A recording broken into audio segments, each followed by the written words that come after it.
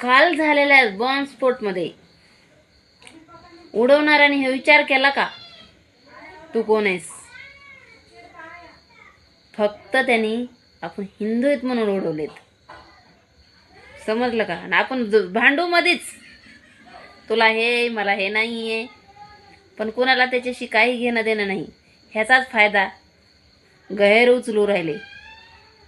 तुम्ही भांडा, बिंदास्त भांडा. महाराष्ट्र माझा कुंकड चाललाय, काही पत्ताच नाहीये त्याचा. आपसातमध्ये चांगले भांडा. याशे इतके 9 जण गेले मृत्युमुखी, 21 जण जखमीत. चलता चलता बोलता बोलता